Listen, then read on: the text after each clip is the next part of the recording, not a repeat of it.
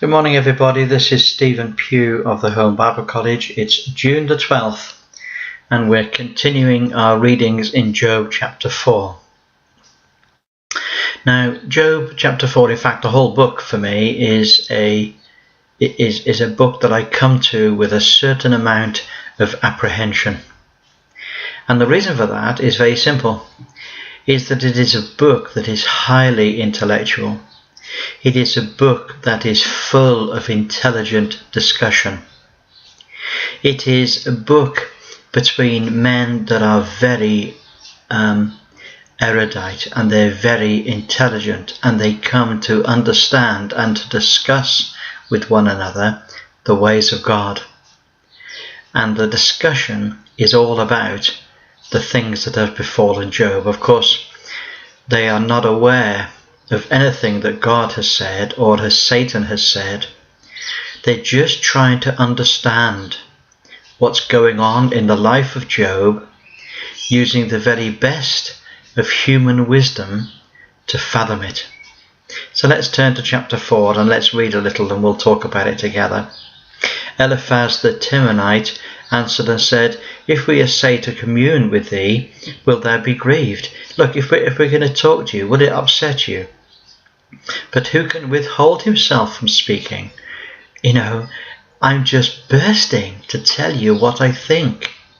Behold, thou hast instructed many, and thou hast strengthened the weak hands. Thy words have upholden him that was falling, and thou hast strengthened the feeble knees. But now it is come upon thee, and thou faintest.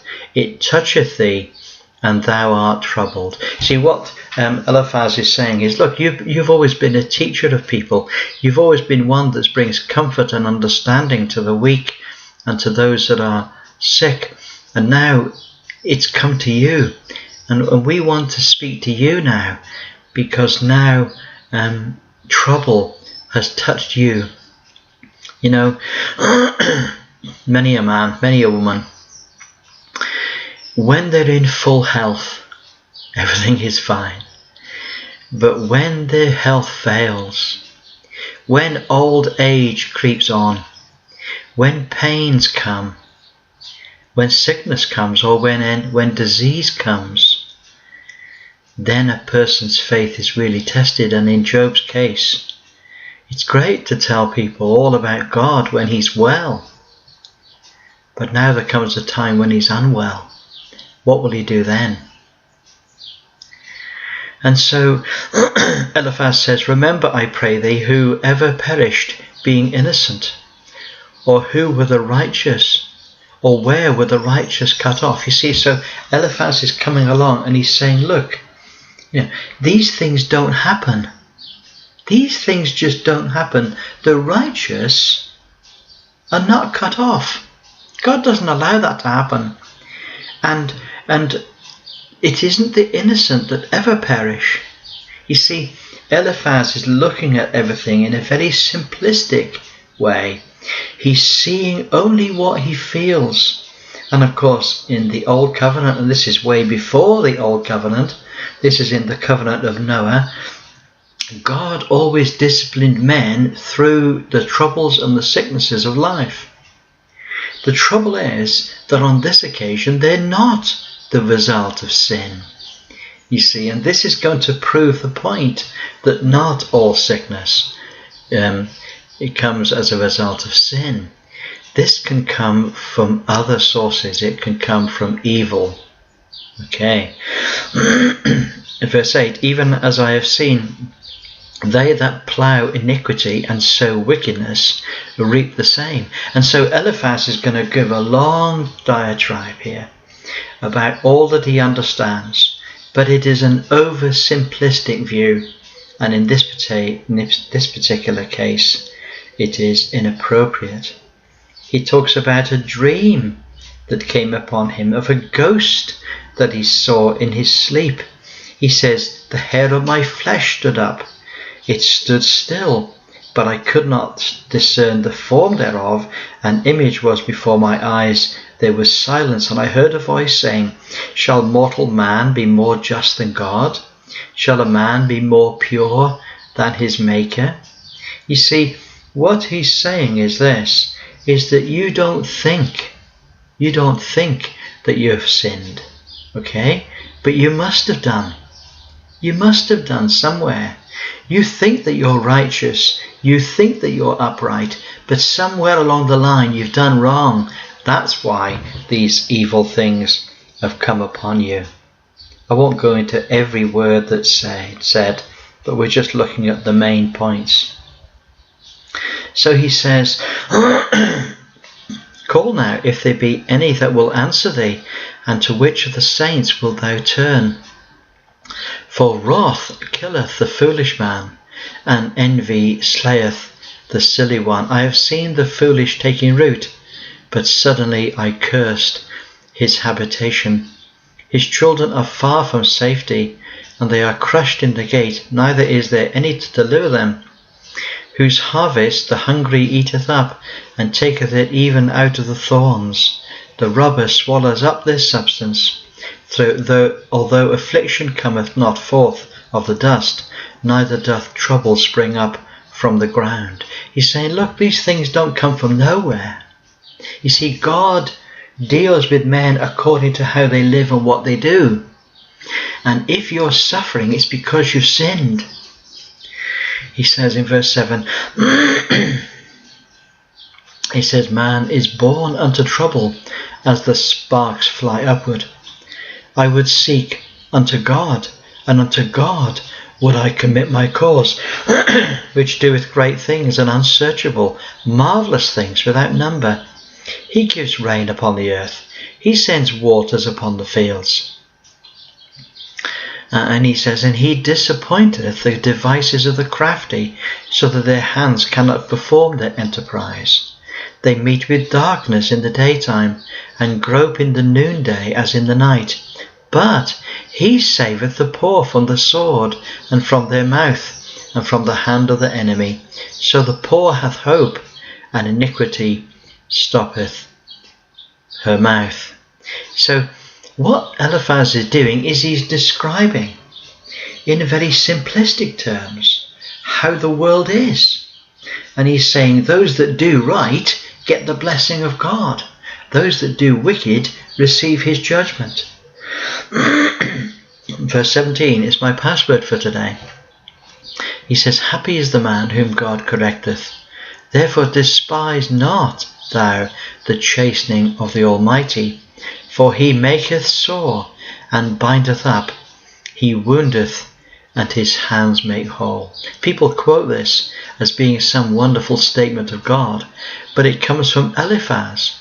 It comes from him who had got it wrong. He was not understanding the ways of God. And he says in verse 19, he will deliver thee in 6 troubles, yea, in 7. No evil thing will ever touch you. You know, this is the message of the faith healers of today. If you trust God, everything will go right. If you trust God, you'll never get sick.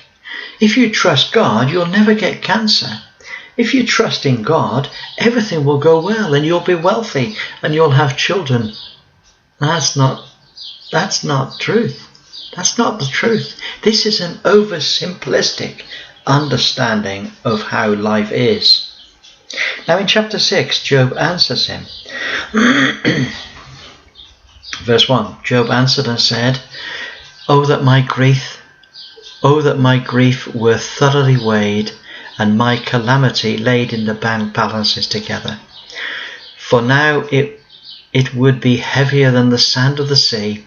Therefore my words are swallowed up.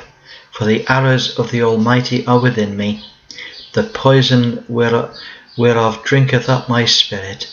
The terrors of God do set themselves in array against me. And then he asks 4 questions. He says, does the wild ass bray when he has grass? No. Or loweth the ox over his fodder? No, he doesn't low over his fodder. He eats the fodder. Can that which is unsavoury be eaten without salt? No, certainly not. If it is tasteless, it's very difficult to eat something that is totally bland and tasteless.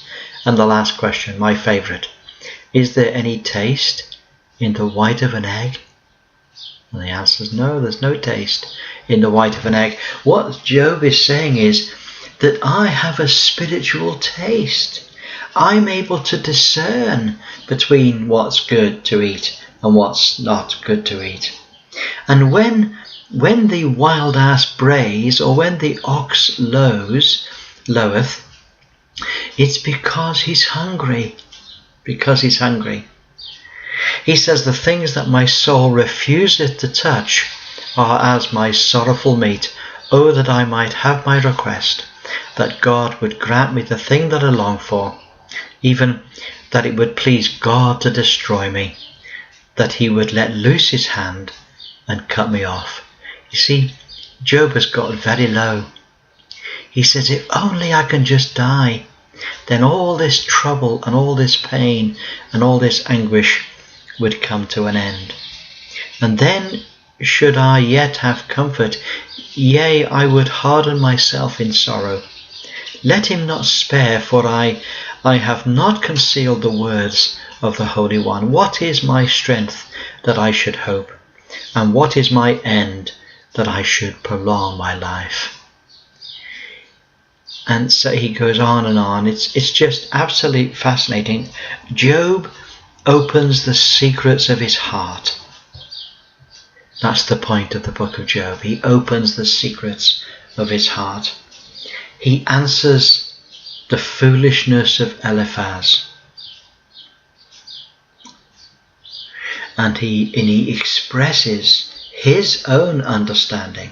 He says, my understanding is this, that I have not forsaken the Lord. He has not given me a bad conscience, and therefore I know that I have not forsaken the Lord. I have done what is right in the eyes of the Lord. I don't understand all that's happened to me, but I know that I have been faithful to him as much as I am able to know.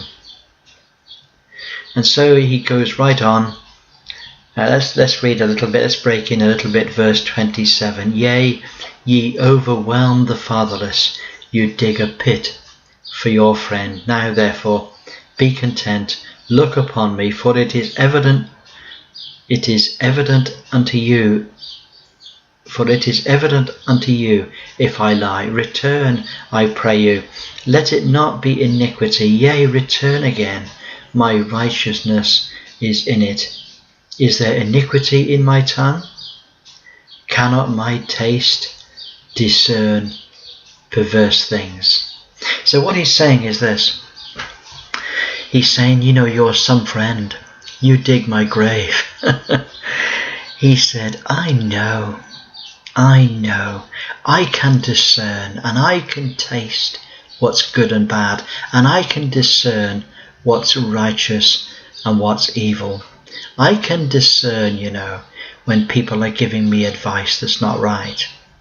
And he says, in effect, he says, I'm not unrighteous. In verse 24, he says, teach me, and I will hold my tongue. Cause me to understand wherein I have erred. You know, he's wanting to learn. He says, if I've sinned, then I want to know. But I don't think I have. I don't think I've sinned. But if I have, I will quickly repent. Well, it's a fascinating book. It's a book that will test our ability to comprehend the secret thoughts of a man's heart. God bless you. Great to speak to you. Look forward to speaking to you again tomorrow. Bye for now.